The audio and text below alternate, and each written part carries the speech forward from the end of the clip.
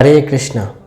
तो एक बार शिला प्रभुपाद जी तब मायापुर में थे और मायापुर में शिला प्रभुपाद जी अपने कक्ष में वो ग्रंथ को अनुवाद कर रहे थे और ग्रंथ को लिखने का वो सेवा कर रहे थे। तो तब शिला प्रभुपाद जी का पर्सनल सेवा का उनका जो शिला प्रभुपाद जी पर्सनल सेवक के रूप में नियुक्त थे महाबुद्धि प्रभु। तो महाबुद्धि प्रभु एक बार शिला प्रभुपाद जी कक्ष में वो ग्रंथ लिख रहे थे। तो महाबुद्धि प्रभु क्या किया, वो एक नारियल पानी शिला प्रभुपाद जी के लिए वो ले गया था और शिला प्रभुपाद जी के सामने, क्योंकि शिला प्रभुपाद जी बहुत ही ध्यानपूर्वक ग्रंथों को लिख रहे थे, तो उन्होंने शिला प्रभुपाद जी को डिस्टर्ब नहीं किया और एक नारियल पानी को शिला प्रभुपाद जी के सामने रख के प्रभुपाद जी को बता के वो शिला प्रभुपाद जी के कक्ष में ही शिला प्रभुपाद जी के सामने वो बैठ के वो चैंटिंग करने लगे ताकि शिला प्रभुपाद जी को कोई डिस्टर्ब ना हो। तो कुछ देर बाद उनको ध्यान में आया कि शिला प्रभुपाद जी के कक्ष के जो बाहर है वो दरवाजे में शिला प्रभुपाद जी का बहन वो खड़ा है शिला प्रभुपाद जी से मिलने के लिए। तो शिला प्रभुपाद जी का बहन है, उसके सब पीछी में कह के पुकारते थे। तो महाबुद्धि प्रभु ने शिला प्रभुपाद जी को आहिस्ता बोला कि शिला प्रभुपाद जी पीछी माँ बाहर खड़ा है, वो आपसे मिलना चाहते हैं, क्या मैं उसको अंदर बुलाऊँ? तो प्रभुपाद जी ने बोला हाँ बुला। तो फिर पीछी माँ को बुलाया गया। तो शिला प्रभुपाद जी का बहन और शिला प्रभुपाद जी दोनों आपस में बंगाली में कुछ डिस्कस कर रहे थे। तो महाबुद्धि प्रभु कुछ देर बैठे थे। तो कुछ देर बाद उनको लगा कि ये लोग ये दोनों आपस में बंगाली में डिस्कस कर रहे हैं और मुझे कुछ भी, क्योंकि महाबुद्धि प्रभु को बंगाली समझ में नहीं आता था, तो मेरे को कुछ भी नहीं समझ में आ रहा है, तो मैं इधर से चले जाना ही ठीक है। तो महाबुद्धि प्रभु तब उठ के जाने लगे। तब शिला प्रभुपाद जी उनको टोका, अरे तुम कहाँ जा रहे हो, बैठो इधर ही बैठो। तो महाबुद्धि प्रभु शॉप्ट है, ठीक है। तो फिर महाबुद्धि प्रभु बैठ गए, शायद कुछ जरूरी काम है।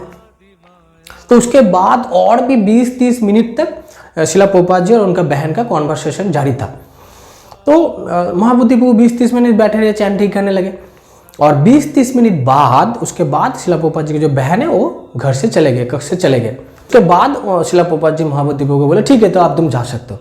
तो महाबुद्धि प्रभु शॉक्ड हो गया, अरे इतने देर तक मुझे शिला प्रभुपाद जी बैठने के लिए कहा, मैं मुझे लगा था कि उनको लगा था कि शायद कुछ बहुत ही ज़रूरी कुछ बात है। तो अभी जब पीछे मत चले गए, क्योंकि मुझे तो कुछ भी समझ में नहीं आ रहा है, तो फिर मुझको बिठाए रखे और अभी बोलने के चले जाए। इस तरह सोचते महाबुद्धि प्रभु ठीक है, प्रभुपाद जी ने जब बोला तो शायद कुछ नहीं है बात करने की, तो महाबुद्धि प्रभु जाने लगा।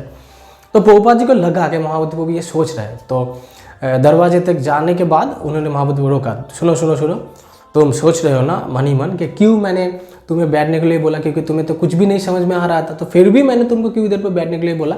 तो महाबुद्धि प्रभु बोला, अरे प्रभुपाद जी तो समझ गए। बोला हाँ प्रभुपाद। प्रभुपाद जी ने बोला क्योंकि ब्रह्मचर्य में एक सन्यासी हो, तो ये एक भक्त का निशानी है, एक ब्रह्मचर्य का निशानी है कि वो किसी भी महिला के साथ आपस में एकांत में वो ज़्यादा देर तक वो बातचीत ना करे, यही शास्त्रों में दिया गया है।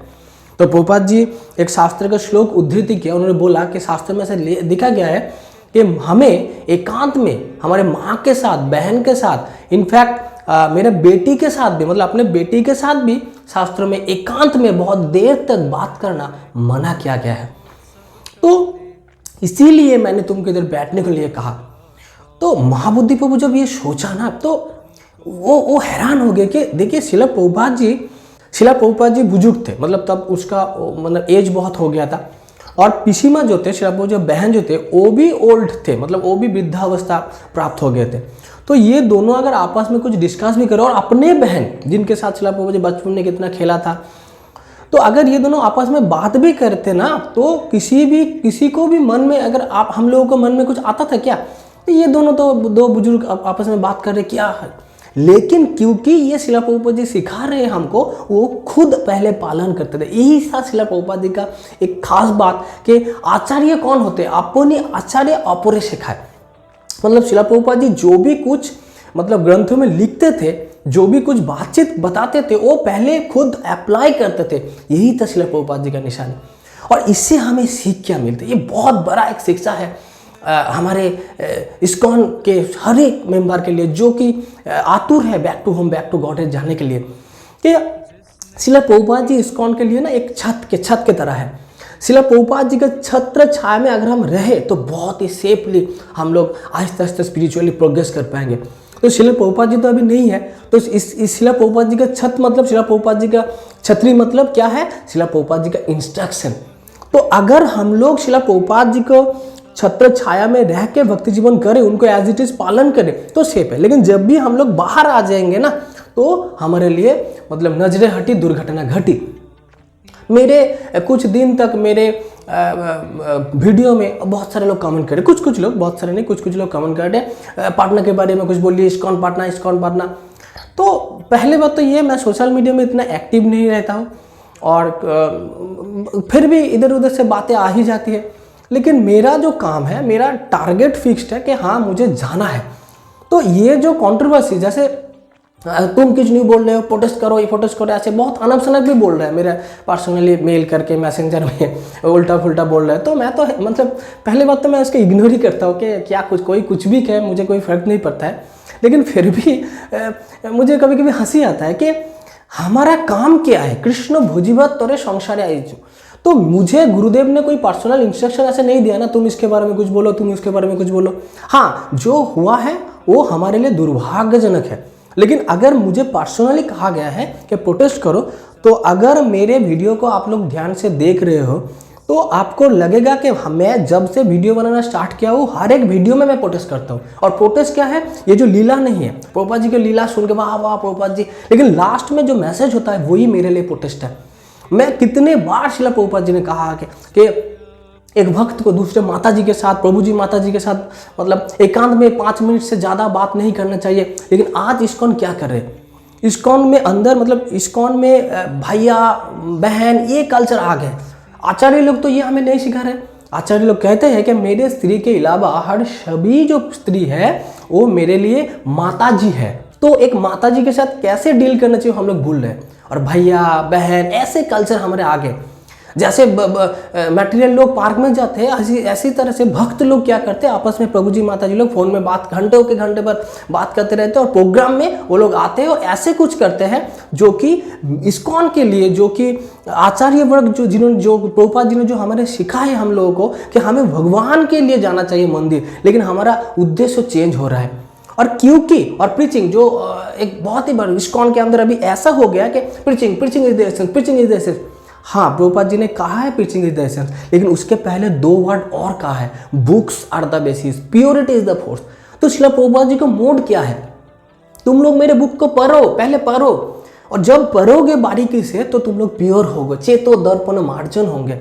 फिर ये तुम जब प्रीचिंग में, जब तुम प्योर होंगे तब जब प्रीचिंग करोगे तो वही हमारे फोर्स है। प्रीचिंग का मतलब क्या है, माया का विरुद्ध युद्ध।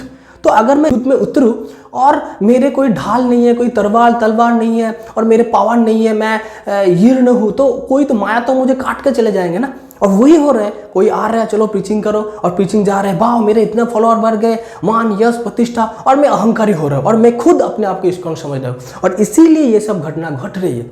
मैं खुद समझता हूँ कि मैं इस्कॉन हूँ, लेकिन हमारा असली, हाँ हमारे जो गुरु वर्ग है वो भी प्रीचिंग करने के लिए कह रहे हैं, लेकिन उनका प्रीचिंग करने किसको कह रहे हैं, हम सभी को कर रहे हैं। इसका मतलब ये है कि हम सभी को शिला प्रभुपाद जी को ग्रंथ को ध्यानपूर्वक पढ़ के, इंस्ट्रक्शन को फॉलो करके जब हम लोग जिंदगी में उतार के जब प्रीचिंग करेंगे वो सक्सेसफुल होंगे। तो लेकिन हमारा मकसद क्या है, हमें सिर्फ क्वांटिटी बढ़ाना है। लेकिन प्रभुपाद जी 1972 में शिला प्रभुपाद जी क्लियर कर रहे हैं कि बहुत प्रीचिंग हो गए, now boiling the milk. Preaching बहुत कर लिया तुम लोग। पहले प्रभुपाद जी बोला था हाँ प्रीचिंग चाहिए, उसके बाद प्रीचिंग जब हो गया तब शिला प्रभुपाद जी ने इंस्ट्रक्शन क्या दिया है, नाउ बॉइलिंग द मिल्क। लेकिन हम लोग क्या करते हैं, जाते हैं उधर पे, जाओ प्रीचिंग करो। कोई नया भक्त आता है प्रीचिंग करने लग जाता है। और किसको प्रीचिंग करेंगे, प्रभु जी लोग माता जी को, माता जी लोग प्रभु जी को, जो कि, और ये हम लोगों को देखना चाहिए। तो अगर सच में प्रोटेस्ट करना है ना तो पहले हमें प्रोटेस्ट, हम खुद को प्रोटेस्ट, अंदर ही अंदर प्रोटेस्ट करना पड़ेगा। क्या मैं खुद प्रभुपाद जी को अप्लाई कर रहा हूँ? जब मैं खुद अप्लाई कर रहा हूँ तभी मैं सही तरीके से सिखा पाऊंगा। और जब मैं 10 भक्त जो मेरे हाथ में है, भगवद गीता में कि मेरे हाथ में जो है मैं वो कर सकता हूँ, क्योंकि मैं जीबीसी को रिस्पेक्ट करता हूँ और मुझे जीबीसी पे भरोसा है। तो अब कोई कुछ कहे, क्योंकि ये मेरी जिम्मेदारी नहीं है, मैं अपना भजन साधन का डिस्टर्ब क्यों करूं, है ना। तो मैं क्या कर सकता हूँ, ये वीडियो के द्वारा प्रभुपाद जी का मैसेज मैं सबके शेयर कर सकता हूँ। ये इसके अलावा मैं और कुछ नहीं। और यही मेरा प्रोटेस्ट है कि क्या हम लोग खुद, अगर आज भी हम लोग शिला प्रभुपाद जी को, अभी भी हम लोग शिला प्रभुपाद जी को सही तरह से फॉलो नहीं किए, आज भी हम लोग स्ट्रिक्टली इसके बारे में स्ट्रिक्टली एक्शन नहीं लिया कि हमारे खुद प्रभुपाद जी को ज़िंदगी में उतारना है, तो ये तो एक अलग, मतलब ये एक सिर्फ एक घटना है, पटना घटना कोई एक एग्जाम्पल है, ये मैसेज है हमारे लिए। ऐसा बहुत सारा घटना आगे भी घटने वाला है। अगर आज भी हम लोग प्रभुपाद जी के बारे में सीरियस नहीं हुआ, आप लिख के ले लो। जगत गुरु शिला प्रभुपाद की जय। हरे Krishna. Thank you for watching our video. Jai Srila Prabhupada.